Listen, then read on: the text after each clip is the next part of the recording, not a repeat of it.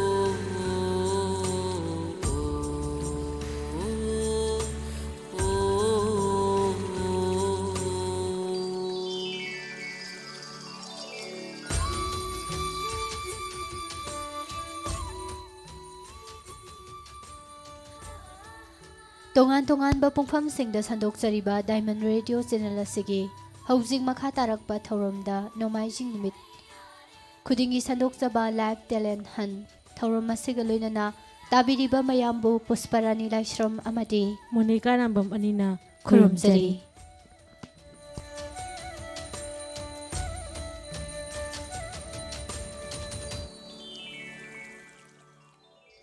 Ngasigi live talent hunt thauram asida aikhoina adomgidamak thamjariba mobile number amuktang ningsingjage 7630944377 number ase amuktaga hana ninsingjage 7630944377 hariba number asida call tabirakuna isa da laiba tilen adu uthokpiba yagani aduga haukiba nomaishi numit Jumja kaisa numit sing asida call phangbikraba sing asigi thauram asida lepinana basu noluksari amuktang hana ningsingjage haukiba nomaijing numit amadi yumja kaisa numita call phangbikiba caller singna ngasigi thauram asida saru yabiraktanaba noluksari ngasigi ahanba caller miyamda khudol tamjage.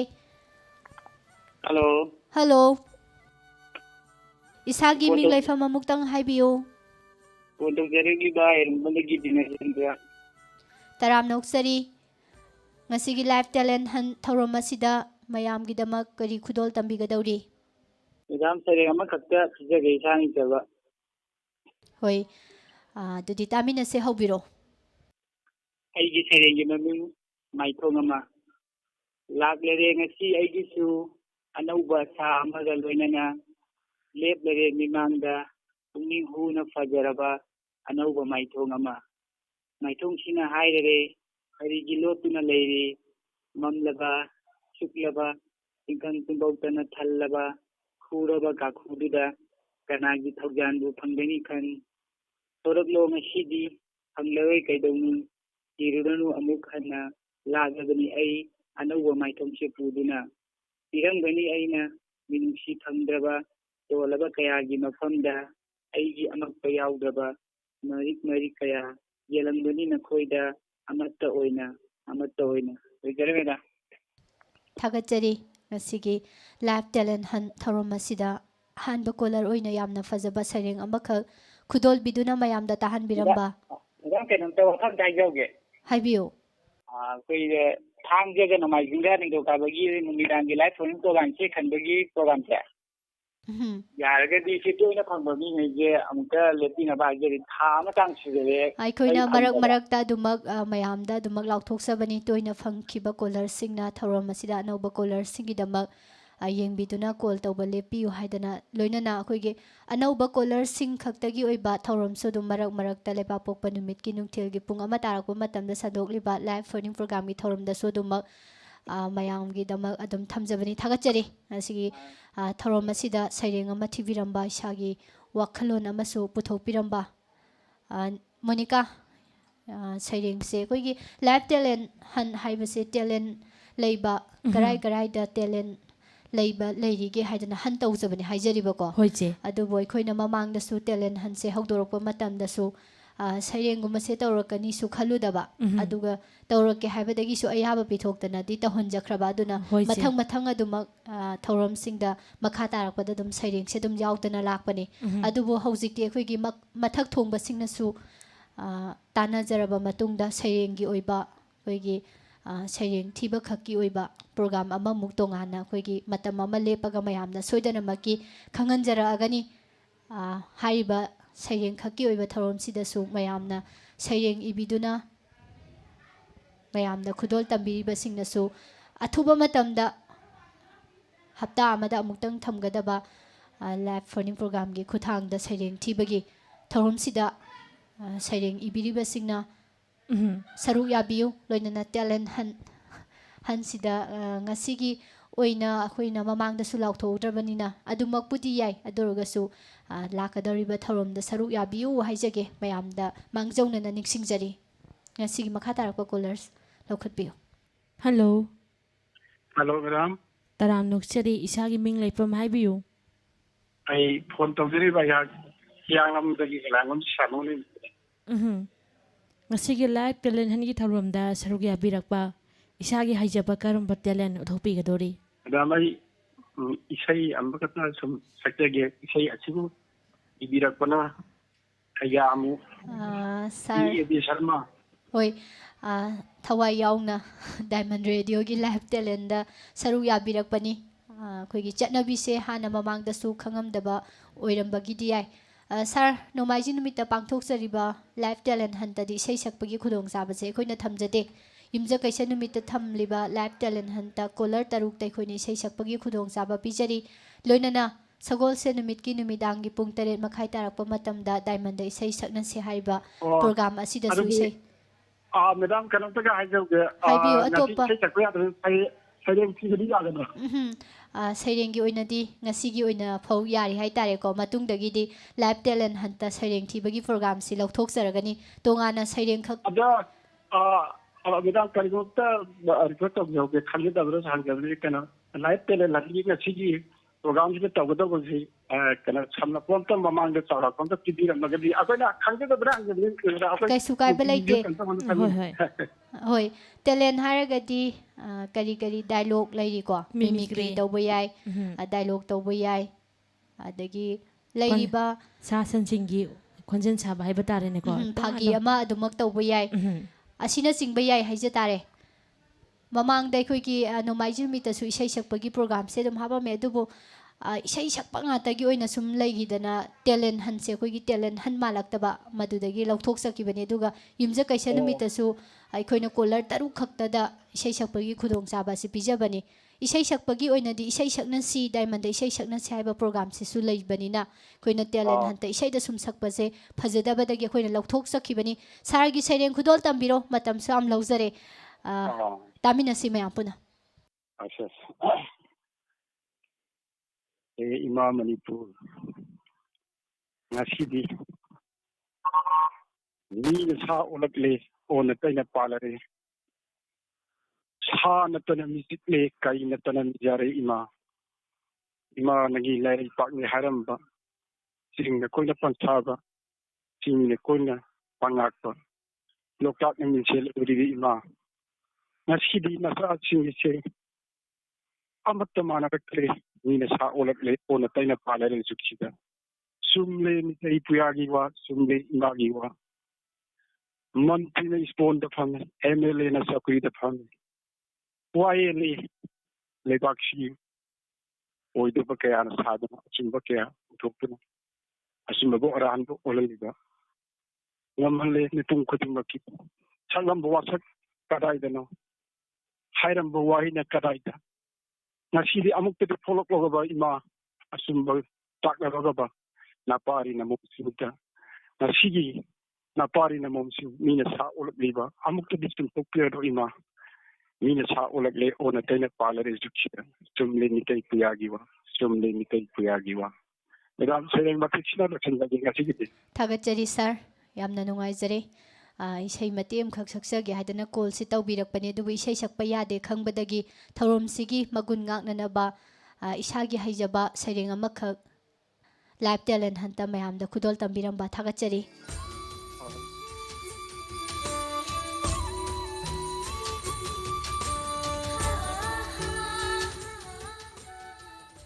Ngasigi thoromda sizinajariba mobile number 7630944377.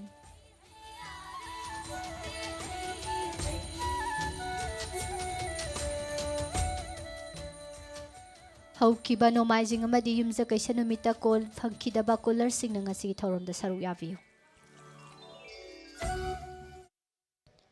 Hello. Hello. Hello. Tajare minglay from Haibiu. Leifamse Langkaban Kunja Wan Lekai Dakin Tuzam Subita. Taram noksari isagi haijaba mayamda kari khudol tambigadauri. Nasidi Isani Jaba Diamond Radio Bonushi Jadana Siding Amtan Kijarake. Hoi, ado ngasisu saireng phajaba ama lathokpidawri. Ado mathangdagidi madam koigi sairengi program si tongana mathamgadawre boko. Masidasu saru yabiu. Hoi. Madam na saireng thirakpagi khudong sabasi lawjaraga mayamda ningsingjabani. Nungaije saireng hawbirase. Siding Maming say had the radio Diamond no Nushidi Hada. Had the radio Diamond no Nushidi. Pajaraban Nangi Tina Ling Lava Tauramna. Lakan Shuna Matang Manau Nine Lake Karigumba Matamda, Uirakini Atoidi.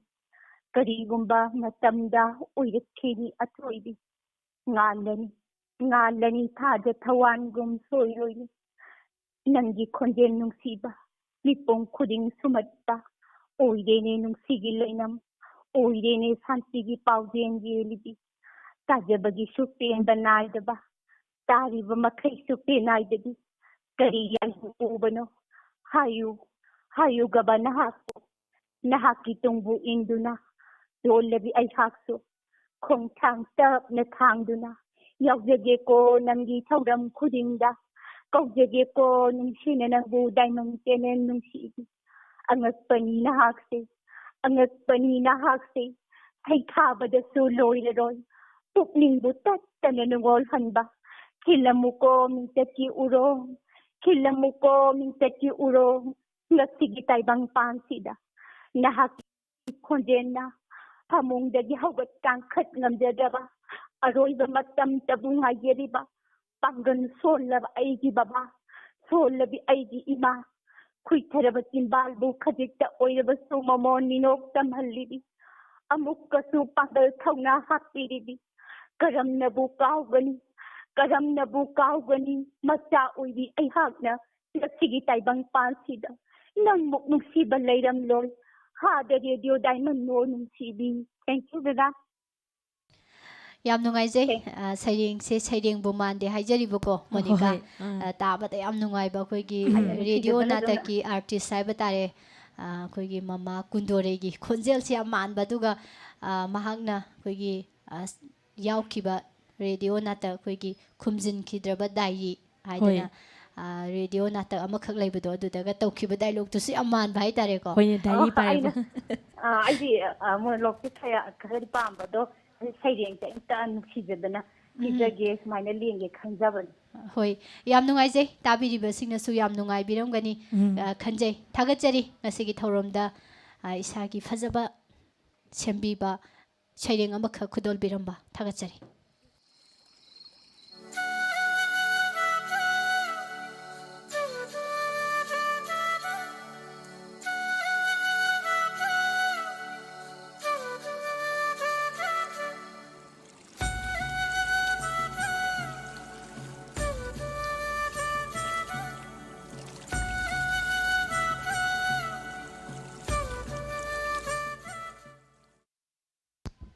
Hello. Hello. Taram nokchari isagi ming leifam haibiyo. Madam phone tawjarabina Chingwaidagi Tarubini madam. Thagachari. ꯍꯣꯏ ꯃꯇꯝ ꯀꯨꯏꯔꯕꯒꯤ ꯇꯨꯡꯗ madam ꯇꯔꯨꯕꯤ ꯉꯁꯤ ꯑꯃꯨꯛ ꯊꯦꯡꯅꯖꯔꯦ ꯍꯥꯏꯕꯤꯌꯨ ꯉꯁꯤ ꯃꯌꯥꯝꯒꯤꯗꯃꯛ ꯀꯔꯤ ꯄꯨꯗꯅ ꯂꯥꯛꯄꯤꯔꯤ ꯀꯔꯤ ꯈꯨꯗꯣꯜ ꯇꯝꯕꯤꯒꯗꯧꯔꯤ Madam Khongjom Imagi Matambakta Ayhatna Punsigi Ahanba Oina Saireng Ama Khak Khudon Tamjage Daimar Imahu Santhajaba. ꯍꯣꯏ ꯇꯥꯃꯤꯟꯅꯁꯤ ꯑꯗꯨꯗꯤ ꯍꯧꯕꯤꯔꯛꯑꯣ Hoi. Ayigi Saireng Asigi Maming Khongjom Ima Station Khongjom Kaubi Lamdamda Atuba Kayagi Masai Gonda Leirang Leisa Tamlibi 91.2 Imao Natam Nahaki Natambakta Napari Namong Kayana Sina Song Nasanajaba Hanzari Baniko Imagi Saktamdi Hagin Sen Gumbani Mapari Mamom Oida Ekoina Imagi Maikonda Amuba Kalidi Taisindi Gumsi Nansindi Gumsiko Imagi Fajaraba Saktam Asida Madam ay matanga sida loisanjaragi madam ꯊꯥꯒꯠꯆꯔꯤ ꯌꯥꯝꯅ ꯐꯖꯕ diamond ꯔꯦꯗꯤꯑꯣꯕꯨ ꯁꯩꯊꯥꯕꯤꯗꯨꯅ ꯁꯩꯔꯦꯡ ꯑꯃꯈꯛ ꯈꯨꯗꯣꯜꯕꯤꯔꯝꯕ ꯍꯥꯏꯅꯤꯡꯉꯥꯏ ꯂꯩꯇꯅ ꯊꯥꯒꯠꯆꯔꯤ ꯃꯊꯪꯒꯤ colour ꯑꯃꯗ ꯑꯃꯨꯛ ꯈꯨꯗꯣꯡꯆꯥꯕ ꯄꯤꯖꯔꯤ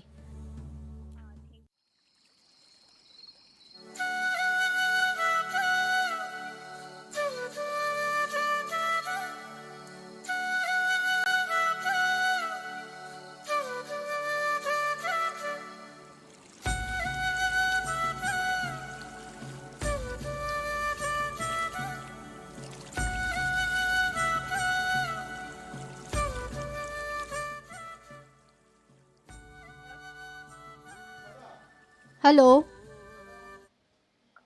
hello ꯀꯣꯜ ꯇꯧꯕꯤꯔꯛꯂꯤꯕ ꯏꯁꯥꯒꯤ ꯃꯤꯡ ꯂꯩꯐꯝ ꯑꯃꯨꯛꯇꯪ ꯍꯥꯏꯕꯤꯌꯨ madam ay sangang awang kay dugi nawdi ꯇꯔꯥꯝꯅ ꯑꯣꯛꯆꯔꯤ ꯏꯁꯥꯒꯤ ꯍꯩꯖꯕ ꯀꯔꯤ ꯎꯠꯊꯣꯛꯄꯤꯒꯗꯧꯔꯤ madam kilanggi dialogue matem sang tawjake Haubiro mayam puna taminase. ꯍꯣꯏ ꯉꯁꯤꯒꯤ ꯑꯣꯏꯅ ꯑꯍꯥꯟꯕ ꯗꯥꯏꯂꯣꯒꯅꯤꯀꯣ Hoi je. ꯑꯗꯨꯗꯤ ꯇꯥꯃꯤꯟꯅꯁꯤ ꯍꯧꯕꯤꯔꯛꯑꯣ adu madam hawrage ꯍꯧꯕꯤꯔꯛꯑꯣ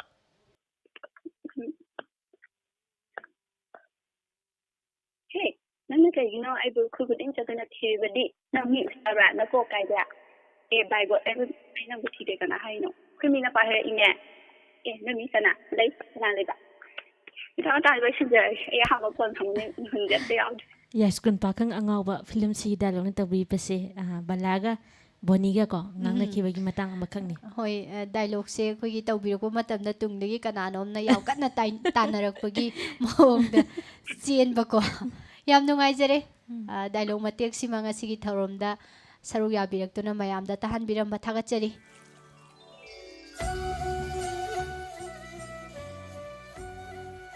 life talent ꯍꯟ ꯊꯧꯔꯝ ꯑꯁꯤꯗ ꯉꯁꯤꯒꯤ ꯑꯣꯏꯅ ꯑꯗꯣꯝꯒꯤꯗꯃꯛ ꯊꯝꯖꯔꯤꯕ mobile number 7630944377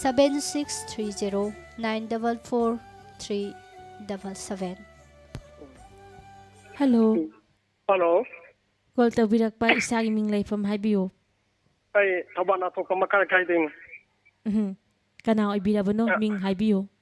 Ay tini mai. Ngasige live talent hangi tharomda sarugya birakpa isagi haijaba karamba talent thopigadori. Madam ay 1984 85 ta thokib thokdo amani dai wadi wai tamjarki. Haubiro mayam puna taminasi. Madam ay na isona vitulai wai kre khayamba bradina ma ay di nei di kharam ngombi adubai ji ina yam jaw pamjaba.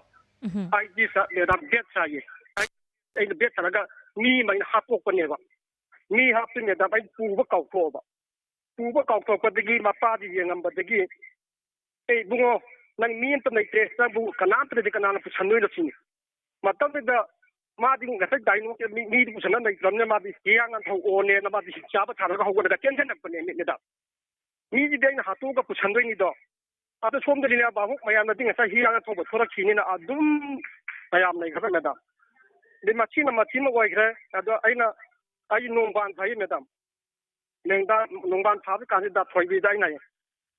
Thoi bi nang di tharoi maning kak tong na mayamna chukpa da chup chukan itai nongban ahayo na mana pasam di mama ya hayra saman do gini ta pasan ngerbe medam mirta pasan ga saman do khunta bi dum takite dum hanatraba edagi meda mana akogi kendagi ningol panjara oda pi obakta aigi magi ni na ama sane masina ningna makte ka pagena aina beti ready 1 2 3 no nongmai mau jati nongmai ji churaka tang na churaka pakti ni haiba isona dayo gama rajena ti nongmai baru serupta ni meda the beti par putore ai mana be ready 1 2 3 na matai kapakta tang chudokji suraktra bar nongmai maton thai kapakta jida nongmai ji suraptre ada choi dam ni madam nongmai ji maton ai ngodo daga nungsire ngasidi kapi roi sidi da kathagi dainu tadi yobati kathagi nungsire ngasidi kapi ro haja nongmai bar jamu dang chopa ngasai dang do nongmai mat ꯂꯣꯏꯕꯤꯔꯕ꯭ꯔꯥ ꯌꯥꯝ ꯅꯨꯡꯉꯥꯏ ꯃꯔꯛꯇ ꯇꯥꯈꯤꯕꯁꯨ ꯌꯥꯎꯕꯀꯣ ꯑꯁꯦꯡꯕ ꯑꯗꯨꯃꯛ ꯊꯣꯛꯈꯤꯕ ꯂꯤꯂꯥꯒꯤ ꯐꯝꯕꯥꯛꯇ ꯑꯗꯨꯃꯛ ꯑꯁꯦꯡꯕ ꯊꯣꯛꯈꯤꯕ ꯋꯥꯔꯤꯗꯁꯨ ꯑꯩꯈꯣꯏꯅ ꯃꯃꯥꯡꯗꯁꯨ ꯇꯥꯈ꯭ꯔꯦ ꯑꯩꯈꯣꯏꯒꯤ ꯅꯣꯡꯃꯩ ꯀꯥꯞꯄꯒꯤ ꯃꯇꯥꯡꯁꯦ ꯃꯈꯟ ꯃꯈꯟ ꯈꯔ ꯂꯩꯔꯤ ꯍꯥꯏꯖꯔꯤꯕꯀꯣ ꯅꯣꯡꯃꯩꯅ ꯀꯥꯞꯄꯁꯤꯗ ꯁꯣꯝꯗꯒꯤ ꯃꯈꯣꯜꯁꯦ ꯍꯧꯍꯜꯂꯛꯀꯗꯕꯁꯦ ꯍꯧꯍꯜꯂꯛꯇꯗꯅ ꯇꯨꯃꯤꯟ ꯂꯩꯊꯣꯛꯈꯤꯕꯗꯒꯤ ꯅꯪ ꯕꯠꯁꯤꯅ ꯁꯨꯔꯒ ꯍꯥꯠꯂꯒꯤ ꯅꯪ ꯇꯧꯕꯒꯤ ꯑꯩꯈꯣꯏ ꯑꯣꯖꯥꯁꯤꯡꯅ ꯑꯗꯨꯃꯛ ꯂꯤꯕꯤ ꯍꯥꯏꯇꯥꯔꯦꯅꯦꯀꯣ ꯁꯨꯃꯥꯡ ꯂꯤꯂꯥꯗꯁꯨ ꯑꯩꯈꯣꯏꯒꯤ ꯂꯥꯏꯞꯇ ꯇꯧꯔꯛꯄ ꯊꯕꯛꯅꯤꯅ ꯑꯩꯈꯣꯏꯒꯤ ꯁꯣꯏꯕ ꯃꯌꯥꯝ ꯀꯥꯎꯔꯛꯄ ꯗꯥꯏꯂꯣꯛ ꯀꯥꯎꯔꯛꯄ ꯈꯣꯠꯂꯛꯄ ꯃꯌꯥꯝ ꯑꯃ ꯂꯩꯅ ꯑꯗꯨꯝ ꯇꯥꯛꯄꯤ ꯍꯤꯔꯝꯁꯤꯗ ꯂꯩꯔꯤꯕ ꯃꯤꯑꯣꯏꯁꯤꯡꯅ ꯀꯣꯜꯁꯤꯁꯨ ꯊꯝꯕꯤꯈ꯭ꯔꯦ ꯃꯊꯪꯒꯤ ꯀꯣꯂꯔ ꯂꯧꯈꯠꯆꯒꯦ ꯍꯜꯂꯣ ꯍꯜꯂꯣ ꯀꯣꯜ ꯇꯧꯕꯤꯔꯛꯂꯤꯕ ꯏꯁꯥꯒꯤ ꯃꯤꯡ ꯂꯩꯐꯝ ꯑꯃꯨꯛꯇꯪ ꯍꯥꯏꯕꯤꯌꯨ ꯊꯧꯕꯥꯜꯗꯒꯤ ꯁꯨꯔꯤꯇꯥ ꯀꯧꯋꯦ ꯗꯥꯏꯂꯣꯛ ꯃꯆꯥ ꯑꯝꯇ ꯇꯧꯖꯒꯦ ꯍꯧꯕꯤꯔꯣ ꯃꯌꯥꯝ ꯄꯨꯟꯅ ꯇꯥꯃꯤꯟꯅꯅꯕ ꯍꯩꯗꯤ ꯌꯥꯝ ꯍꯩꯇꯦ ꯑꯗꯣ ꯑꯛꯁꯔꯒ ꯌꯥꯎꯔꯁꯨ ꯉꯥꯛꯄꯤꯌꯨ ꯍꯧꯕꯤꯔꯣ ꯑꯣ ꯏꯆꯦ ꯀꯩ ꯍꯥꯏꯗꯣꯏꯅꯣ ꯑꯣ ꯃꯤꯇꯤꯡꯗꯣ ꯆꯠꯂꯨꯁꯤ ꯂꯥꯛꯑꯣ ꯏꯅꯥꯎ ꯃꯤꯇꯤꯡꯗꯣ ꯆꯠꯂꯒꯨꯝꯁꯤꯗ ꯍꯧꯖꯤꯛ ꯃꯇꯝꯒꯤ ꯑꯅꯥꯕ ꯀꯩꯅꯣꯗ ꯃꯤꯇꯤꯡ ꯆꯠꯂꯒ ꯀꯩꯗꯧꯗꯣꯏꯅꯣ ꯏꯆꯦ ꯀꯩꯁꯨ ꯇꯧꯔꯣꯏ ꯂꯥꯛꯑꯣ ꯉꯥꯛꯇꯪ ꯎꯠꯁꯜꯂꯅꯤ ꯑꯗꯨꯒ ꯑꯩꯈꯣꯏ ꯑꯗꯨꯝ ꯐꯝꯕꯗꯁꯨ ꯀꯩꯗꯧꯋꯦ ꯍꯥꯏꯅꯤ ꯏꯆꯦ ꯍꯧꯖꯤꯛ ꯃꯤꯇꯤꯡ ꯌꯥꯎꯕꯗꯅꯦ ꯄꯩꯁꯥꯁꯨ ꯄꯤꯅꯤ ꯍꯥꯏ ꯀ꯭ꯋꯥꯁꯨ ꯆꯥꯏꯗꯣ ꯑꯗꯨ ꯐꯠꯇ꯭ꯔꯣ ꯏꯆꯦ ꯏꯅꯥꯎ ꯑꯩ ꯄꯩꯁꯥ ꯄꯥꯝꯗꯦꯗ ꯀꯤꯖꯩꯗ ꯆꯠꯂꯒꯨꯝꯁꯤꯗ ꯏꯆꯦ ꯆꯠꯁꯤ ꯂꯥꯛꯎꯕ ꯏꯅꯥꯎ ꯑꯩ ꯆꯠꯂꯔꯣꯏꯒꯦꯗ ꯅꯆꯟꯅꯒꯤꯁꯤ ꯅꯇꯩꯅꯁꯨ ꯀꯔꯤ ꯆꯠꯂꯔꯣꯏꯒꯦ ꯆꯠꯅꯣ ꯑꯣ ꯇꯣ ꯅꯪ ꯀꯤꯔꯒ ꯑꯩꯈꯣꯏꯗꯤ ꯀꯤꯕꯤꯗꯦ ꯆꯠꯂꯒꯦ ꯑꯩꯈꯣꯏꯗꯤ ꯄꯩꯁꯥꯁꯨ ꯐꯪꯗ꯭ꯔꯤꯕ ꯆꯠꯂꯦ ꯑꯩꯈꯣꯏ ꯂꯣꯏꯁꯤꯟꯖꯔꯒꯦ ꯑꯣꯖꯥ ꯊꯥꯒꯠꯆꯔꯤ ꯉꯁꯤꯒꯤ ꯂꯥꯏꯠ ꯄꯦꯂꯦꯟꯒꯤ ꯊꯧꯔꯝ ꯑꯁꯤꯗ ꯏꯁꯥꯅ ꯍꯩꯖꯕ ꯗꯥꯏꯂꯣꯛ ꯃꯇꯦꯛ ꯑꯃ ꯈꯨꯗꯣꯜ ꯇꯝꯕꯤꯗꯨꯅ ꯃꯤꯌꯥꯝꯗ ꯈꯨꯗꯣꯜ ꯇꯝꯕꯤꯕ ꯊꯥꯒꯠꯆꯔꯤ ꯃꯊꯪꯒꯤ ꯀꯣꯂꯔ ꯑꯃꯗ ꯑꯃꯨꯛ ꯈꯨꯗꯣꯡꯆꯥꯕ ꯄꯤꯖꯔꯤ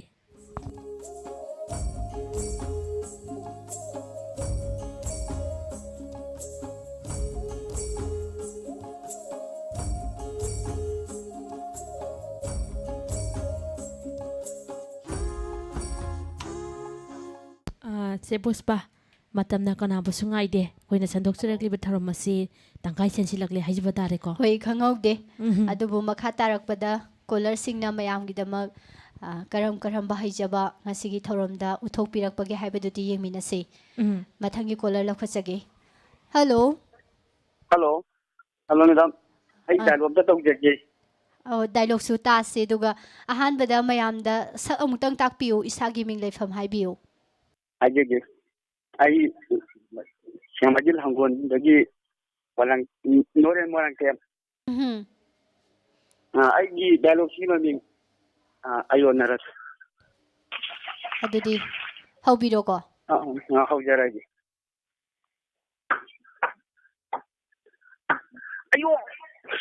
ꯑꯌꯣꯟꯅꯔꯁ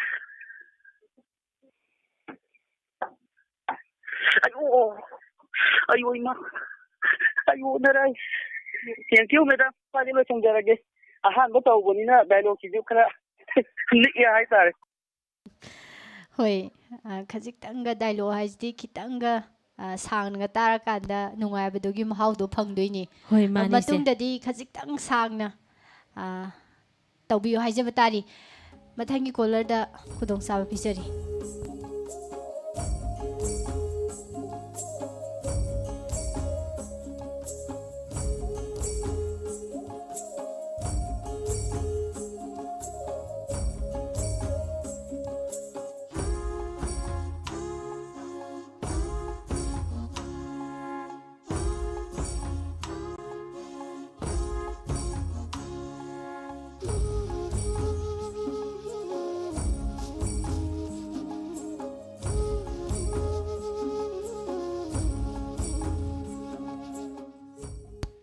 ꯍꯜꯂꯣ ꯍꯜꯂꯣ ꯇꯔꯥꯝ ꯅꯣꯛꯆꯔꯤ ꯏꯁꯥꯒꯤ ꯃꯤꯡ ꯂꯩꯐꯝ ꯍꯥꯟꯅ ꯍꯥꯏꯕꯤꯌꯨ ꯆꯂꯨꯡꯐꯝꯗꯩꯅꯦ ꯁꯨꯟꯗꯔꯤ ꯀꯧꯋꯦ ꯆꯂꯨꯡꯐꯝꯗꯒꯤ ꯁꯨꯟꯗꯔꯤ ꯉꯁꯤꯅ ꯑꯍꯥꯟꯕ ꯀꯣꯜ ꯐꯪꯕꯤꯕ ꯃꯥꯜꯂꯤꯀꯣ ꯃꯊꯪ ꯃꯃꯥꯡꯒꯤꯗ ꯑꯃꯨꯛꯇꯪ ꯐꯪꯈ꯭ꯔꯦ ꯃꯃꯥꯡꯗꯁꯨ ꯐꯪꯈ꯭ꯔꯦꯕꯀꯣ ꯑꯗꯣ ꯉꯁꯤꯒꯤ ꯊꯧꯔꯝꯗ ꯁꯔꯨꯛ ꯌꯥꯕꯤꯔꯛꯄ ꯃꯌꯥꯝꯗ ꯀꯔꯤ ꯇꯥꯍꯟꯕꯤꯗꯧꯔꯤ ꯀꯩꯅꯣ ꯗꯨꯀꯥꯟꯗ ꯁꯦꯟꯗꯜ ꯂꯩꯕ ꯂꯥꯛꯄꯗ ꯑꯗꯨꯒꯤ ꯃꯇꯥꯡꯗ ꯋꯥꯔꯤ ꯑꯗꯨꯝ ꯍꯥꯏꯔꯛꯀꯦ ꯍꯣꯏ ꯑꯁꯦꯡꯕ ꯊꯣꯛꯈꯤꯕꯅꯤꯀꯣ ꯍꯣꯏ ꯑꯗꯨꯗꯤ ꯇꯥꯃꯤꯟꯅꯁꯦ ꯍꯧꯕꯤꯔꯛꯑꯣ 이게 이난 야브로 야위 number kayano aina haibadi fi inan haibade adune haibade ado aina haibadi manam namthibra manam namthidabra natte aina haibadi fi inat haibani natte ne aina haibadi chendan dongnaba finatne oh ai haibadi finan haiba orbai khalure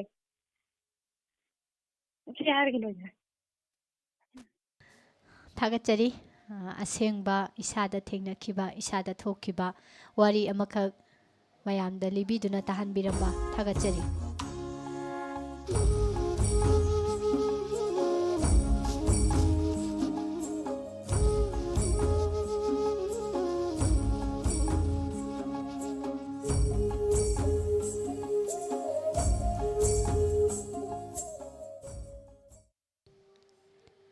Hello.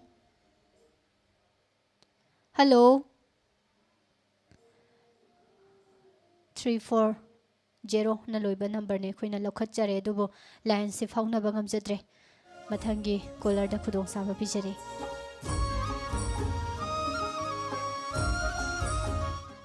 sizinazari ba mobile number 7630944377 ꯍꯧꯈꯤꯕ ꯅꯣꯡꯃꯥꯏꯖꯤꯡ ꯂꯣꯏꯅꯅ ꯌꯨꯝꯖꯀꯩꯁ ꯅꯨꯃꯤꯠꯇ call ꯐꯪꯕꯤꯈꯤꯗꯕ ꯀꯣꯂꯔꯁꯤꯡꯅ ꯉꯁꯤꯒꯤ ꯊꯧꯔꯝꯗ ꯁꯔꯨꯛ ꯌꯥꯕꯤꯌꯨ ꯍꯥꯏꯔꯤꯕ ꯅꯨꯃꯤꯠꯁꯤꯡ ꯑꯁꯤꯗ call ꯐꯪꯕꯤꯈꯤꯕ ꯀꯣꯂꯔꯁꯤꯡꯅ ꯉꯁꯤꯒꯤ ꯊꯧꯔꯝꯗ ꯁꯔꯨꯛ ꯌꯥꯕꯤꯔꯛꯇꯅꯕ ꯅꯣꯂꯨꯛꯆꯔꯤ ꯍꯜꯂꯣ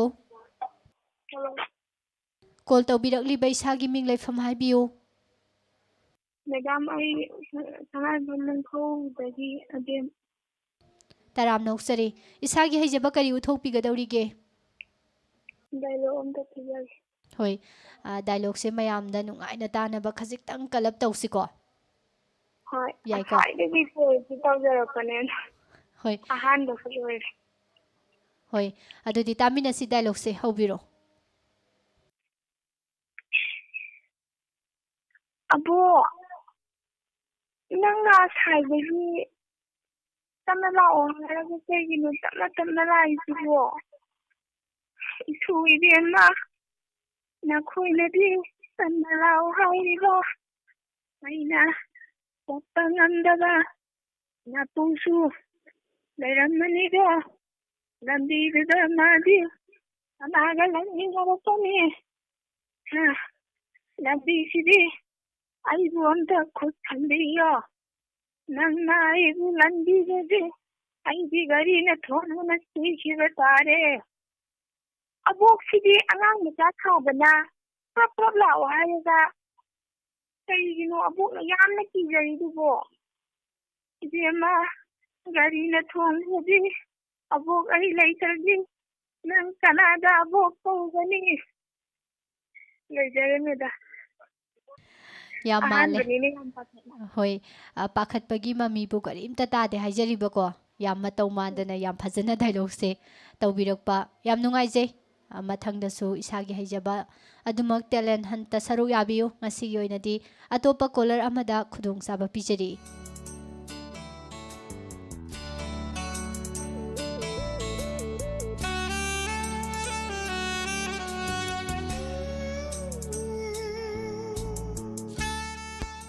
ꯍꯜꯂꯣ ꯍꯜꯂꯣ ꯇꯔꯥꯝ ꯅꯣꯛꯆꯔꯤ ꯏꯁꯥꯒꯤ ꯃꯤꯡ ꯂꯩꯐꯝ ꯍꯥꯏꯕꯤꯌꯨ ꯑꯩ ꯀꯩꯅꯣꯗꯩꯅ ꯈꯨꯖ ꯃꯄꯥꯟꯗꯩꯅ ꯀꯨꯁꯥꯅꯥꯊꯟ ꯀꯧꯋꯦ ꯉꯁꯤꯒꯤ ꯊꯧꯔꯝ ꯑꯁꯤꯗ ꯀꯣꯜ ꯇꯧꯕꯤꯔꯛꯇꯨꯅ ꯁꯔꯨꯛ ꯌꯥꯕꯤꯔꯛꯄ ꯏꯁꯥꯒꯤ ꯍꯩꯖꯕ ꯀꯔꯝꯕ ꯇꯦꯂꯦꯟ ꯃꯤꯌꯥꯝꯗ ꯈꯨꯗꯣꯜ ꯇꯝꯕꯤꯒꯗꯧꯔꯤ ꯁꯩꯔꯦꯡꯕ ꯊꯤ ꯌꯥꯒꯗ꯭ꯔꯥ ꯁꯣꯏꯗꯅ ꯊꯤꯕꯤꯌꯨ ꯌꯥꯒꯅꯤ ꯑꯗꯨꯗꯤ ꯍꯧꯕꯤꯔꯣꯀꯣ ꯃꯌꯥꯝ ꯄꯨꯟꯅ ꯇꯥꯃꯤꯟꯅꯁꯤ ꯍꯧꯖꯔꯒꯦ ꯍꯧꯕꯤꯔꯣ ꯑꯩꯒꯤ ꯁꯩꯔꯦꯡ ꯃꯃꯤꯡ ꯃꯇꯝ ꯒꯥꯔꯤꯅ ꯆꯠꯂꯤ ꯇꯤꯛ ꯇꯤꯛ ꯃꯇꯝꯗ ꯍꯧꯈꯤ ꯁꯠ ꯁꯠ ꯉꯁꯤ ꯍꯌꯦꯡ ꯉꯥꯏꯔꯤꯉꯩ ꯍꯧꯈꯤꯕꯗꯤ ꯃꯇꯝꯗꯣ ꯍꯜꯂꯛꯅꯔꯣꯏ ꯀꯩꯗꯧꯅꯣ ꯆꯦꯜꯂꯤ ꯇ꯭ꯔꯦꯟꯅ ꯋꯥ ꯋꯥ ꯆꯠꯈꯤꯕꯗꯤ ꯎꯅ ꯎꯅ ꯉꯁꯤ ꯁꯤꯅꯤ ꯄꯥꯎꯇꯥꯛꯇꯦ ꯍꯌꯦꯡ ꯁꯤꯅꯤ ꯄꯥꯎꯖꯦꯟꯗꯦ ꯍꯜꯂꯛꯅꯔꯣꯏ ꯀꯩꯗꯧꯅꯣ ꯉꯁꯤ ꯂꯣꯏꯁꯤꯟꯖꯔꯒꯦ ꯊꯥꯒꯠꯆꯔꯤ ꯉꯁꯤꯒꯤ ꯊꯧꯔꯝ ꯑꯁꯤꯗ ꯁꯔꯨꯛ ꯌꯥꯕꯤꯔꯛꯇꯨꯅ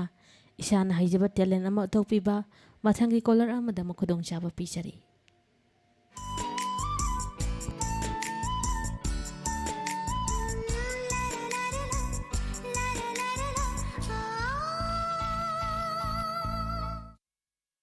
ꯍꯜꯂꯣ ꯍꯜꯂꯣ ꯀꯣꯜ ꯇꯧꯕꯤꯔꯛꯄ ꯏꯁꯥꯒꯤ ꯍꯥꯏꯕꯤꯌꯨ ꯃꯩ ꯂꯥꯏ ꯃꯅꯥꯏ ꯑꯋꯥꯡ ꯂꯩꯀꯥꯏꯗꯒꯤ ꯍꯪꯆꯤꯠ ꯃꯁꯥ ꯀꯧꯖꯩ ꯇꯔꯥꯝ ꯅꯣꯛꯆꯔꯤ ꯏꯁꯥꯒꯤ ꯍꯩꯖꯕ ꯀꯔꯝꯕ ꯇꯦꯂꯦꯟ ꯎꯠꯊꯣꯛꯄꯤꯒꯗꯧꯔꯤ ꯃꯦꯝ ꯑꯩ ꯀ꯭ꯔꯤꯁꯅꯥꯅꯟꯗ ꯍꯥꯏꯕ ꯂꯤꯂꯥꯗꯨꯗꯒꯤ ꯗꯥꯏꯂꯣꯛ ꯃꯇꯦꯛ ꯑꯃꯇꯪ ꯇꯧꯖꯔꯛꯀꯦ ꯍꯧꯕꯤꯔꯣ ꯃꯌꯥꯝ ꯄꯨꯟꯅ ꯇꯥꯃꯤꯟꯅꯁꯤ ꯏꯃꯥ ꯑꯩ ꯁ꯭ꯀꯨꯜ ꯂꯥꯏꯔꯤꯛ ꯇꯝꯕ ꯆꯠꯂꯒꯦ ꯒꯨꯔꯨꯒꯤ ꯃꯐꯝꯗ ꯏꯃꯥ ꯊꯤꯟꯕꯤꯔꯣ ꯏꯃꯥ ꯃꯃꯥꯅ ꯉꯁꯤꯗꯤ ꯏꯃꯥꯒꯤ ꯏꯕꯨꯡꯉꯣ ꯏꯃꯥꯁꯤ ꯏꯁꯥ ꯌꯥꯝꯅ ꯅꯨꯡꯉꯥꯏꯇ꯭ꯔꯦ ꯅꯪ ꯑꯗꯨꯝ ꯆꯠꯂꯣ ꯌꯥꯔꯣꯏ ꯌꯥꯔꯣꯏ ꯏꯃꯥ ꯏꯃꯥꯟꯅꯕꯅ ꯂꯥꯏꯔꯤꯛ ꯍꯦꯟꯅ ꯍꯩꯒꯅꯤ ꯑꯩ ꯉꯁꯤꯗꯤ ꯏꯃꯥꯅ ꯊꯤꯜꯂꯦ ꯆꯠꯇꯕ ꯌꯥꯔꯣꯏ ꯏꯃꯥ ꯉꯁꯤꯗꯤ ꯏꯁꯥꯁꯤ ꯌꯥꯝꯅ ꯅꯨꯡꯉꯥꯏꯇꯦꯅꯦ ꯏꯕꯨꯡꯉꯣ ꯏꯆꯥꯅ ꯊꯤꯔꯛꯑꯒꯅꯦ ꯗꯗꯥ ꯂꯩꯒꯅꯤ ꯅꯪꯒꯤ ꯑꯣ ꯗꯗꯥ ꯗꯤꯅꯕꯟꯙꯨ ꯑꯩꯕꯨ ꯊꯤꯟꯕꯤꯔꯣ ꯅꯪꯕꯨ ꯀꯗꯥꯏꯗ ꯂꯩꯕꯒꯦꯅ ꯀꯧꯔꯒꯅꯦ ꯏꯆꯥꯅ ꯆꯠꯂꯣ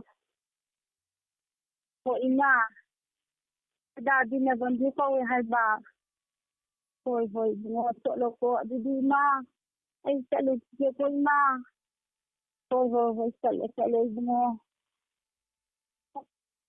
ꯁꯤꯈ꯭ꯔꯦꯗ ꯑꯩꯁꯨ ꯏꯃꯥꯅꯗꯤ ꯗꯗꯥ ꯂꯩ ꯍꯥꯏ ꯑꯗꯨꯕꯨ ꯀꯗꯥꯏꯗ ꯂꯩꯔꯤꯕꯅꯣ ꯗꯗꯥꯁꯤꯕꯨ ꯁꯤꯗ ꯑꯩ ꯌꯥꯝꯅ ꯀꯤꯔꯛꯑꯦꯗ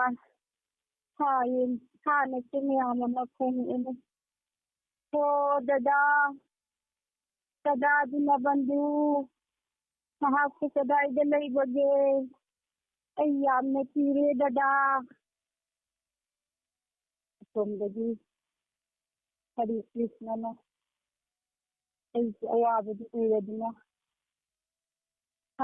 ꯏꯅꯥꯎ ꯅꯪ ꯀꯗꯥꯏ ꯆꯠꯀꯦ ꯍꯥꯏꯕ ꯗꯗꯥ ꯑꯩ ꯅꯨꯡꯇꯤꯒꯤ ꯒꯨꯔꯨꯒꯤ ꯃꯐꯝ ꯀꯩꯅꯣꯗ ꯑꯁꯥꯝꯗ ꯂꯥꯏꯔꯤꯛ ꯇꯝꯕ ꯆꯠꯂꯦ ꯑꯗꯨ ꯏꯃꯥꯅꯅꯦ ꯉꯁꯤꯗꯤ ꯊꯤꯟꯕꯗꯣ ꯉꯝꯗ꯭ꯔꯦ ꯍꯥꯏꯌꯦ ꯑꯩꯒꯤ ꯗꯗꯥ ꯑꯃ ꯂꯩꯌꯦꯅ ꯍꯥꯏꯕꯗꯨꯗ ꯗꯗꯥ ꯀꯧꯕꯅꯦ ꯑꯣ ꯂꯥꯛꯑꯣ ꯑꯗꯨꯗꯤꯅꯦ ꯏꯌꯥꯝꯕ ꯊꯤꯜꯂꯒꯦ ꯂꯥꯛꯑꯣ ꯍꯥꯏꯗꯅ ꯗꯗꯥ ꯊꯤꯟꯕꯤꯔꯒꯦꯀꯣꯅ ꯊꯤꯜꯂꯦ ꯍꯣꯏ ꯍꯣꯏ ꯑꯅ ꯑꯉꯥꯡꯁꯤꯡꯅ ꯅꯨꯡꯉꯥꯏꯅ ꯃꯌꯨꯝꯗ ꯍꯜꯂꯛꯄ ꯃꯇꯝꯗ ꯏꯃꯥ ꯉꯁꯤ ꯗꯗꯥ ꯗꯤꯅꯕꯟꯙꯨꯅ ꯑꯩꯕꯨ ꯊꯤꯟꯕꯤꯔꯦ ꯍꯌꯦꯡꯗꯒꯤꯗꯤ ꯏꯃꯥ ꯅꯪ ꯊꯤꯟꯕꯤꯔꯅꯨ ꯑꯩꯒꯤ ꯗꯗꯥ ꯑꯗꯨꯝ ꯊꯤꯜꯍꯜꯂꯒꯦꯀꯣ ꯃꯃꯥ ꯃꯇꯥꯡ ꯑꯁꯤꯗ ꯂꯣꯏꯁꯤꯟꯖꯔꯒꯦ ꯊꯥꯒꯠꯆꯔꯤ ꯑꯩꯈꯣꯏꯅ ꯇꯥꯖꯈꯤꯕ ꯂꯤꯂꯥ ꯀ꯭ꯔꯤꯁꯅꯥꯅꯟꯗ ꯀꯣꯆꯦ ꯌꯥꯝꯅ ꯐꯖꯕ ꯔꯦꯗꯤꯑꯣ ꯗ꯭ꯔꯃꯥꯅꯤ ꯍꯥꯏꯕ ꯇꯥꯔꯦꯀꯣ ꯌꯥꯝ ꯅꯨꯡꯉꯥꯏꯖꯩ ꯃꯦꯗꯥꯝ ꯉꯁꯤꯒꯤ ꯊꯧꯔꯝꯗ ꯁꯔꯨꯛ ꯌꯥꯕꯤꯔꯛꯇꯨꯅ ꯂꯤꯂꯥ ꯑꯁꯤꯒꯤ ꯗꯥꯏꯂꯣꯛ ꯃꯇꯦꯛ ꯑꯃꯇꯪ ꯃꯌꯥꯝꯗ ꯇꯥꯍꯟꯕꯤꯔꯝꯕ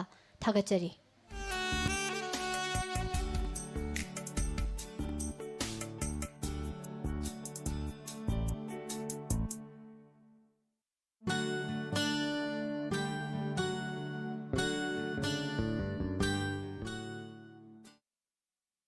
Hello. ꯍꯜꯂꯣ, ꯀꯣꯜ ꯇꯧꯕꯤꯔꯛꯂꯤꯕ ꯏꯁꯥꯒꯤ ꯃꯤꯡ ꯂꯩꯐꯝ ꯍꯥꯏꯕꯤꯌꯨ꯫ Madam, I wabugai mayamamdagi thokhraba Rina. ꯇꯔꯥꯝꯅ ꯑꯣꯛꯆꯔꯤ꯫ ꯏꯁꯥꯒꯤ ꯍꯩꯖꯕ ꯀꯔꯤ ꯈꯨꯗꯣꯜ ꯇꯝꯕꯤꯒꯗꯧꯔꯤ? Madam, I monologue amtang tawjage. ꯍꯣꯏ, ꯑꯗꯨꯗꯤ ꯍꯧꯕꯤꯔꯣ, ꯃꯌꯥꯝ ꯄꯨꯟꯅ ꯇꯥꯃꯤꯟꯅꯁꯤ꯫ Aigi monologue ki mamina Mimanadravi Pinsi.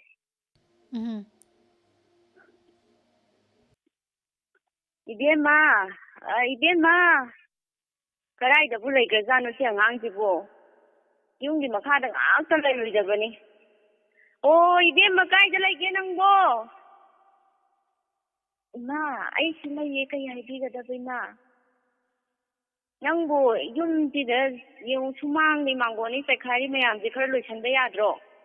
Sida in a Kitangan or a gun and only to Tato, then the Casino Ganina. Kitanga, we have a Zanatina wonder. Lekai Mayam, Ziggy Mamang the Zine, Kitang or a gunny ace in a map of the Binene, a Kandana near Minane, Tina hiding or the Nang Latana come over to Guinea. Ima, I will Halage, Maningi, the same way as Alubani. I do Halagena, Halagena, Dorambani, Imana Koropana, Halame. The Shalu, the Papa Shangadabani, the Mitasala music. We shall go. Now later this is a Saki, a Turkey, a higher than there. Kitang, we're gonna chit to say a sooner than that. Up to it as a dinner, Namzune, Nama, Chiba, to give a two in Digro. Namzadre, half of Namdre, Nangam but half of those young. Seeing a McKean Kilodo, the Chaka appears in a Kambra. The Pigro, Nama, Chiba, to give an answer to Pigro, hey. Ima, I do that the Haidiga no Ima. That's Abu, Tupio, Sadio. Aigi, Layo, Krabba Ima, to the people like a Nandiga no Ima. Nasa, Pupi, but I did better. Kari, Suaro, Gadavanati, Mada. Ima, Nasagi. He trouble you trouble Imado, Palagading on Digano Ima. Kari the Pandaba, Nang the Tropan Halidia, the Pig only Nanga. Hi, Ma, Nasabu, Mukadilo Simbiro, Labang Andre, you begin a posida. A Mukadilo Simbiro, Nasabo. Madam, Matang Sajalation Jerry. ꯌꯥꯝ ꯃꯥꯜꯂꯦ, ꯌꯥꯝ ꯅꯨꯡꯉꯥꯏꯖꯩ꯫ ꯇꯥꯕꯤꯔꯤꯕꯁꯤꯡꯒꯤꯗꯃꯛꯇ ꯏꯁꯥꯅ ꯍꯣꯠꯅꯕꯤꯗꯅ ꯃꯣꯅꯣꯂꯣꯛ ꯑꯃꯈꯛ ꯉꯁꯤꯒꯤ ꯊꯧꯔꯝꯗ ꯌꯥꯝ ꯐꯖꯅ ꯍꯣꯠꯅꯕꯤꯔꯛꯄ ꯏꯁꯥꯁꯦ ꯍꯧꯖꯤꯛꯀꯥꯟꯁꯦ ꯀꯔꯤ ꯍꯣꯠꯅꯕꯤꯔꯤꯒꯦ? Madam, I guess to talk on a day, Adum housewife in Adum Lajari, I husband, the Table Sally, at the Imundasum, Ayani, Angang, and Isizare, Moiging at it, and Jepu boy, I may am the palm, Hawaii, you want the Lalonzari. Hoi.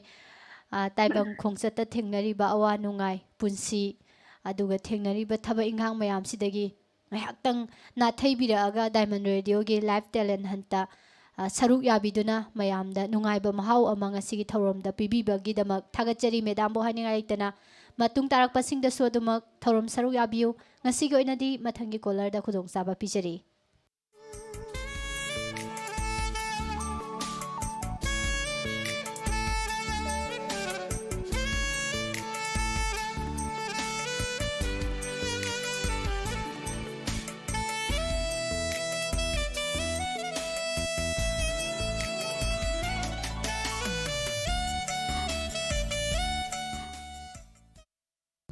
Hello. Hello, Madam. Taram Nokseri, Isagi Ming Life from Hana Haibu.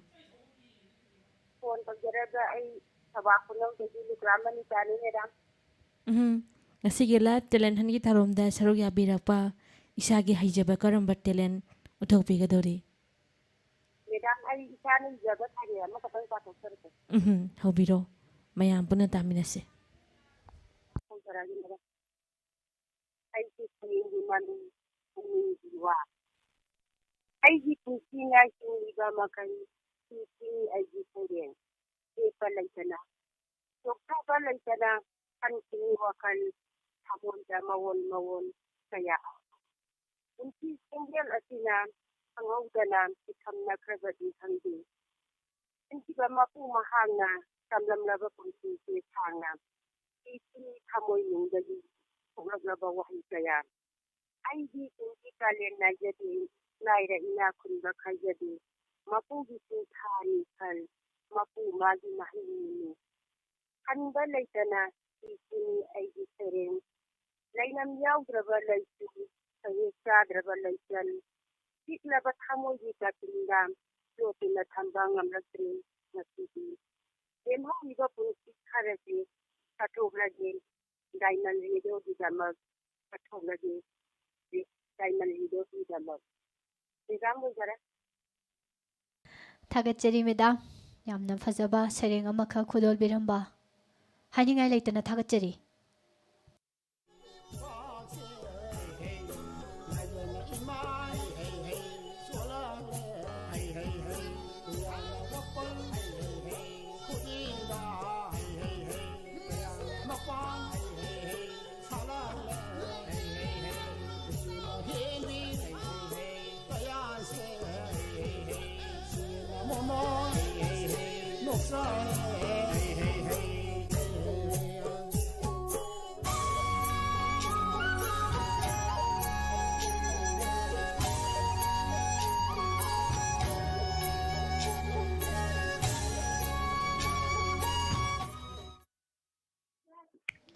Hello. Hello. Ming Leifam haibiyo. Sinta kumbaldagi sinil nawrap. Taram noksari. Isagi haijaba kari uthokpigadauri. Amatang sijage. Sahi kya surage? Tara. Sahi tara oiragadi angangi thorom housing haki matungda pungani tarakpasida pangthokadoriba angangi thorom sida saru yagadabani ko. Yarabo? Yare. Okay.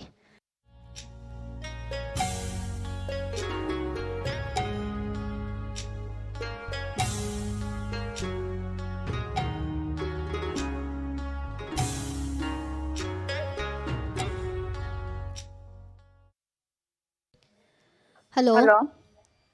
Ming Leifam haibiyo.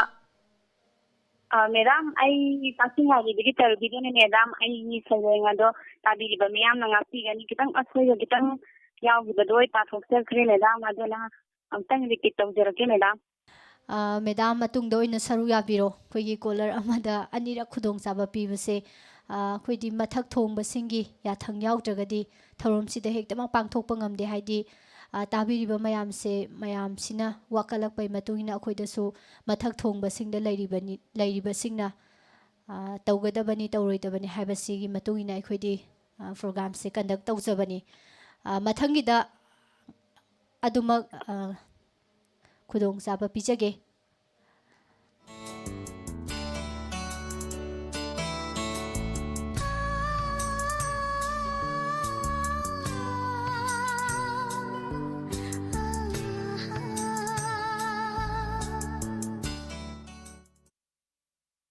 Hello. Hello. Hello. Madam, dialogue matem ta tawjarake. Dialogue su ta se do isagi Ming Leifam zom tang khangjahoge haibiyo. Aigi isagi leibamdi thawaningom uthadagi wakam chame. Hoi adudi Ingi wari ta tawjarake sa. Madam. Hoi tamina se hobiro. Inama sakhi. O akoigi ne utha kenenda ne inchemuse nya yana le hairi ni. Hoi demcha. Tamina se ibani kari ngabu lai janu khangdi. O nganap ngaton yam le hai. Ado nganap ngaton ngakpajore ne aikoi nupana diyam sawgali nganap ngaton bu uribra hai ne. Oh wala laga yengbaduni.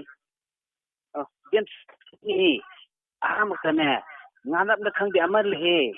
Ado salata nandagiba. Oh ise sakhi nangi indo yamna thabro.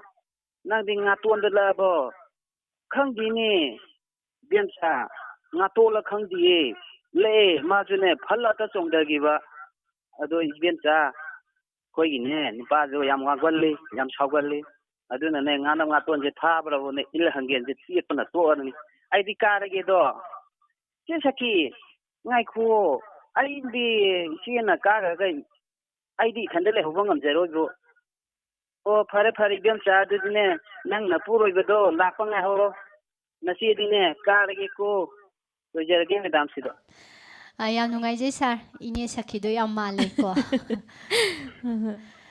ꯊꯥꯒꯠꯆꯔꯤ ꯉꯥ ꯐꯥꯕ ꯏꯟ ꯆꯤꯡꯕꯒꯨꯝꯕꯁꯦ ꯌꯥꯝ ꯌꯦꯡꯕꯤꯔꯝꯒꯗꯕ ꯃꯥꯜꯂꯦꯀꯣ jengde de me dam sum ko ge makha jam chen ba je sum ꯍꯣꯏ ꯋꯥꯈꯜꯗ ꯊꯣꯛꯂꯛꯄ dialogue ꯃꯇꯦꯛ ꯑꯃ ꯁꯦꯝꯖꯤꯟꯕꯤꯗꯨꯅ ꯗꯥꯏꯃꯟ ꯔꯦꯗꯤꯑꯣꯒꯤ ꯂꯥꯏꯚ ꯇꯦꯂꯦꯟꯇ ꯃꯊꯦꯜ ꯑꯃ ꯑꯣꯏꯅ ꯁꯔꯨꯛ ꯌꯥꯕꯤꯔꯛꯇꯨꯅ ꯗꯥꯏꯂꯣꯛꯁꯦ ꯇꯥꯍꯟꯕꯤꯔꯝꯕ ꯊꯥꯒꯠꯆꯔꯤ ꯁꯥꯔꯕꯨ ꯃꯣꯅꯤꯀꯥ ꯃꯇꯝꯁꯦ ꯂꯩꯇ꯭ꯔꯦ ꯑꯗꯨꯅ ꯃꯈꯥ ꯇꯥꯔꯛꯄ ꯀꯣꯂꯔꯁꯤ ꯂꯧꯈꯠꯂꯔꯣꯏꯁꯤ ꯃꯁꯤ ꯑꯃꯨꯛ ꯂꯧꯈꯠꯂꯨꯔꯒꯗꯤ ꯑꯩꯈꯣꯏꯒꯤ ꯊꯧꯔꯝꯁꯤꯗ ꯂꯥꯏꯚ ꯇꯦꯂꯦꯟ ꯍꯟ ꯊꯧꯔꯝ ꯑꯁꯤꯒꯤ ꯆꯠꯅꯕꯤ ꯑꯃ ꯑꯣꯏꯅ ꯀꯣꯂꯔꯁꯤꯡꯒꯤ ꯇꯥꯃꯤꯟꯅꯈ꯭ꯔꯕ ꯃꯇꯨꯡꯗ ꯊꯧꯔꯝ ꯄꯥꯡꯊꯣꯛꯆꯔꯤꯕ ꯑꯦꯡꯀꯔꯁꯤꯡꯒꯤ ꯁꯥꯏꯠꯇꯒꯤꯁꯨ ꯗꯥꯏꯂꯣꯛ ꯈꯪꯗꯦ ꯏꯁꯩ ꯈꯪꯗꯦ ꯃꯌꯥꯝꯗ ꯈꯨꯗꯣꯜ ꯇꯝꯖꯗꯨꯅ ꯂꯥꯛꯆꯕꯅꯤ ꯉꯁꯤꯒꯤ ꯑꯣꯏꯅꯁꯨ ꯈꯨꯗꯣꯜ ꯇꯝꯖꯒꯦꯅ ꯁꯦꯝꯖ ꯁꯥꯖꯕ ꯂꯩꯖꯔꯤ ꯃꯁꯤ ꯃꯇꯦꯛ ꯑꯃꯇꯪ ꯈꯨꯗꯣꯜꯖꯔꯕ ꯃꯇꯨꯡꯗ ꯉꯁꯤꯒꯤ ꯂꯥꯏꯚ ꯇꯦꯂꯦꯟ ꯍꯟꯁꯤ ꯂꯣꯏꯁꯤꯟꯖꯒꯦ ꯉꯁꯤꯒꯤ ꯑꯣꯏꯅꯗꯤ ꯃꯈꯥ ꯇꯥꯔꯛꯄ ꯀꯣꯂꯔ ꯂꯧꯈꯠꯆꯗ꯭ꯔꯦ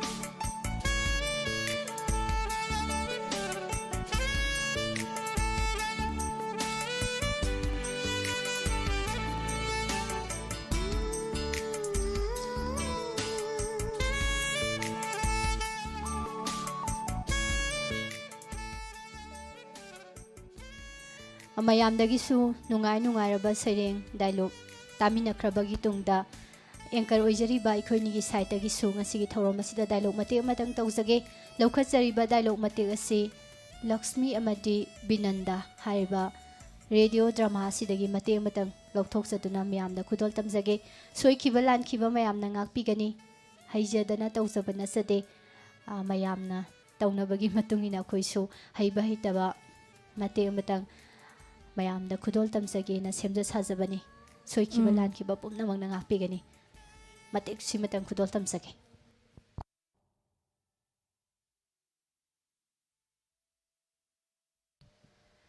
ꯏꯃꯥ ꯏꯃꯥ ꯏꯕꯨꯡꯉꯣ ꯀꯩꯗꯧꯔꯒꯦ ꯏꯃꯥ ꯁꯤꯗ ꯂꯩꯌꯦ ꯑꯗꯨꯕꯨꯔꯣ ꯏꯃꯥ ꯋꯥ ꯑꯃ ꯍꯥꯏꯕꯤꯒꯦ ꯍꯥꯏꯌꯨ ꯀꯩꯗꯧꯔꯕ ꯌꯦꯡꯉꯣ ꯏꯃꯥ ꯉꯁꯤꯗꯤꯅꯦ ꯂꯛꯁꯃꯤ ꯍꯥꯏꯕꯗꯣ ꯕꯣꯟꯗ ꯊꯦꯡꯅꯔꯤꯕ ꯏꯁ ꯀꯔꯤ ꯍꯥꯏꯕ ꯏꯕꯨꯡꯉꯣ ꯂꯛꯁꯃꯤ ꯍꯥꯏꯕꯗꯣ ꯅꯪꯅ ꯅꯨꯡꯇꯤꯒꯤ ꯈꯨꯔꯨꯝꯕꯗꯣ ꯊꯦꯡꯅꯩ ꯍꯥꯏꯕ ꯕꯤꯅꯟꯗ ꯏꯃꯥꯒꯤ ꯏꯕꯨꯡꯉꯣ ꯀꯔꯤꯅꯣ ꯅꯪꯅ ꯍꯥꯏꯕꯕꯣ ꯂꯛꯁꯃꯤ ꯀꯧꯕꯤ ꯏꯃꯥ ꯏꯕꯦꯝꯃ ꯃꯍꯥꯛꯄꯨ ꯌꯣꯒꯤ ꯔꯤꯁꯤ ꯀꯌꯥꯅ ꯑꯃꯨꯛꯇ ꯎꯖꯒꯦ ꯈꯟꯅ ꯄꯨꯟꯁꯤ ꯆꯨꯞꯄ ꯇꯄꯁ꯭ꯌꯥ ꯀꯠꯆꯕꯗ ꯐꯪꯕ ꯉꯝꯖꯗꯕ ꯅꯠꯇꯦꯅꯦ ꯏꯃꯥ ꯑꯩꯅ ꯎꯔꯛꯏꯕꯁꯦ ꯂꯛꯁꯃꯤꯅꯦ ꯂꯛꯁꯃꯤ ꯊꯥꯖꯗ꯭ꯔꯥ ꯑꯩꯅ ꯕꯣꯟꯁꯤꯗ ꯑꯁꯨꯛ ꯀꯨꯏꯅ ꯁꯟ ꯁꯦꯜꯂꯛꯄꯁꯤꯗ ꯃꯥꯒꯨꯝꯕ ꯅꯨꯄꯤꯁꯦ ꯀꯅꯥꯃꯠꯇ ꯎꯗꯦ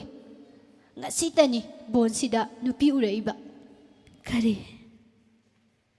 ꯌꯦꯡꯉꯨꯁꯦ ꯑꯩꯅ ꯐꯤꯗ ꯄꯨꯜꯂꯒ ꯄꯣꯔꯛꯏꯁꯦ ꯀꯔꯤꯅꯣ ꯈꯪꯂꯕ꯭ꯔꯣ ꯅꯪꯅ ꯐꯤꯗ ꯄꯨꯟꯁꯤꯜꯂꯒ ꯄꯨꯔꯛꯄ ꯄꯣꯠꯄꯨ ꯏꯃꯥꯅ ꯍꯦꯛꯇ ꯈꯪꯂꯕꯗꯤ ꯏꯃꯥꯗꯤ ꯂꯥꯏ ꯑꯣꯏꯔꯦꯗꯅ ꯑꯗꯨꯕꯨꯗꯤ ꯕꯣꯟꯒꯤ ꯑꯃꯨꯟꯕ ꯎꯍꯩ ꯑꯣꯏꯔꯝꯒꯅꯤꯌꯦ ꯅꯠꯇꯦ ꯀꯩꯁꯨ ꯃꯥꯅ ꯈꯪꯗꯅ ꯎꯍꯩ ꯑꯣꯏꯔꯕꯗꯤ ꯃꯌꯣꯝꯁꯦ ꯆꯥꯎꯒꯗꯕꯅꯦ ꯄꯤꯁꯛ ꯄꯤꯛꯂꯤꯕꯁꯦ ꯈꯪꯂꯕ꯭ꯔꯣ ꯍꯣꯏꯅꯦ ꯀꯔꯤꯅꯣ ꯍꯥꯏꯕ ꯑꯗꯨꯕꯣ ꯐꯧꯗꯤꯅꯦ ꯐꯧꯗꯤ ꯏꯃꯥ ꯑꯩ ꯍꯌꯦꯡꯗꯒꯤ ꯁꯟ ꯁꯦꯟꯕ ꯆꯠꯂꯔꯣꯏ ꯂꯧ ꯎꯔꯅꯤ ꯀꯣ ꯏꯃꯥ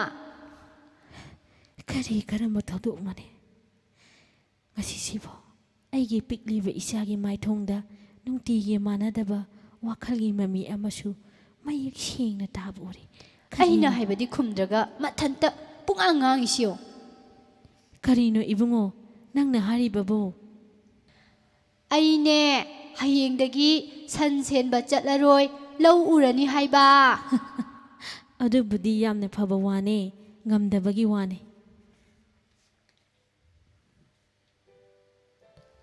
Ima ibema Thaujal haibi Thakurani Imagi Thaujalna Lukhrabi ima ishana awaba kokchare Lukhrabi ima ishana Ima Thakurani gi choronda kachagadaba karino Imagi pujana karamna kachagani pumnamak ado nanai tolaba ingonda takpiyo Binanda Lakshmi aingonda Mioibana khoigi pamjaba lamchat aina pamjaba puja Sahi gi oina aina Prithivida khungdarakadaba numit nungtigi oina chayolgi oina amadi gi oina mioibana khoigi Lakshmi aingonda katkadaba puja punamak aina haye taro takpiyo Ima Thakurani numit khudingi oina Surya Deva mangoina na hauraga makok tumna iru maithajaraga dok ghi lei tulsi patra yawba aingonda katchau Pising sielaga katpa puja natrabadi aina lauroi Sandhya ahumuk aduda ghi dhuk katlaga aibu ningsingba kaugano Chirol amada sagol sa numit khudingda polam taruka loinana aibu puja katchau Punna patra got yaudabani ngamlabadi badbabati thambal sabani pan katchau Sagol sa numit amadi Barta katpam thokpan numita barta katkadabani Takpiyo Ima Posay taruk adudi karamba potlamno Su, lafu, hayro, pana, asan, thambal, lerida, dakhina, sangom ahingba, duk, ghi, lay, sini angauba, sindur, manahi, hariba polam taruk asi katkadabani Chayolgi natraga sahigi oina aigi puja khuding magta polam asi changani Lakshmi aibu abahan taubada pranam amadi prathanagi deva mantra thigadabani ngamlagana brahman yaungna puja katlo Veda brihan khangdabasu polam taruk adutang santhi anobo yaungna wai taitroklaba mafamda chagolsel khudingi anganba ayukta bhakti ga lonina aibu khoirumjaba miida aina changbigani Sahi amagi manungda karamba numita Imana Prithivida lenglakpa haibiyo Ima Kartik ama Baisya Meragi thasi namitta aigi sadong tongduna aina Prithivida inai singbu yengsinba soiduna lai Nimit asida Sandhya thongalda maira thanduna hairukpana yaun aibu oglamdraba yumduda aina khak changde khango binanda Imana penaba miyoibana chatkadaba chagadaba chinjak lamchat adu tanga nasada takpiyo Ima yu thakpa sha chaba miyoiga aiga yeknabani khango imungda sa thongba aina mafam aduda khak changloi chak thongba matamda phising sielaga thonggadabani amadi changgadabani charamdai matamda aigi ibungo Sri Krishna da kachau adugi matungda aingonda kacharaga chagadabani imungi napina mapuroibada thaksi kasi laitraba imungda toina isau langba khatna chainaba imungduda aina changloi namidang sandhya da napina sam thadoptuna sam hatlaba nupa oibasingna nupigi inafi setlaba makhoigi manakta ai leiroi aina nangonda takliba kharase khatani akupa kaya ama aina soidana takani binanda adudi Ima ibema Lakshmi miyoiba ikhoina chatkadaba taugadaba thabak thoram kaya ama mathangi live talent hanta amok miyamga loinana Ima ibemadagi tajarage ngasigi oinadi ai amuk hankrage Ima ibema Lakshmi Hello binanda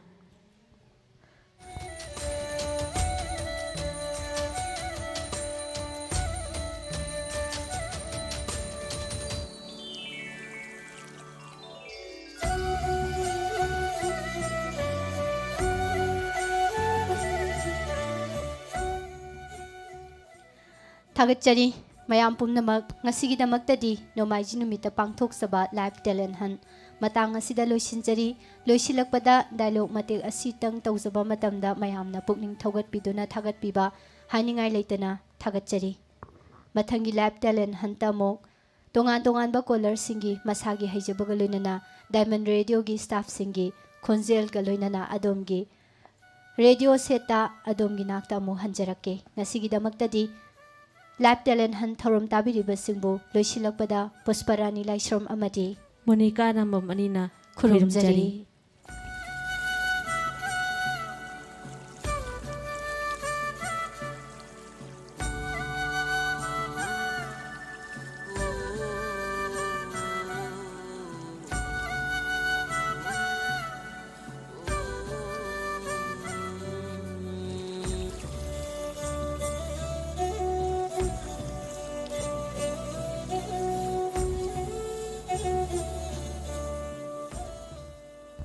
ꯍꯧꯖꯤꯛ ꯇꯥꯕꯤꯈ꯭ꯔꯦ live talent ꯍꯟꯒꯤ ꯊꯧꯔꯝ ꯑꯁꯤꯕꯨ ꯂꯥꯟꯊꯣꯛꯈꯤꯕꯁꯤꯡ Monica Arambam ꯑꯃꯗꯤ ꯄꯨꯁꯄꯔꯥꯅꯤ ꯂꯥꯏꯁ꯭ꯔꯝ ꯊꯧꯔꯝ ꯁꯟꯗꯣꯛꯇꯨꯅ ꯇꯥꯍꯟꯖꯔꯤꯕ ꯑꯁꯤ 91.2 ꯃꯦꯒꯥꯔꯁꯇ ꯁꯟꯗꯣꯛꯆꯔꯤꯕ diamond radio channel ꯑꯁꯤꯒꯤ ꯑꯍꯥꯟꯕ ꯊꯧꯔꯝꯅꯤ ꯍꯧꯖꯤꯛ ꯃꯈꯥ ꯇꯥꯔꯛꯄ ꯊꯧꯔꯝꯗ ꯑꯉꯥꯡꯒꯤ ꯊꯧꯔꯝ ꯊꯝꯖꯔꯤ ꯊꯧꯔꯝ ꯑꯁꯤꯒꯤ ꯃꯥꯡꯑꯣꯏꯅꯅ ꯑꯇꯦꯟꯕ ꯕ꯭ꯔꯦꯛ ꯈꯔꯇꯪ ꯂꯧꯖꯔꯤ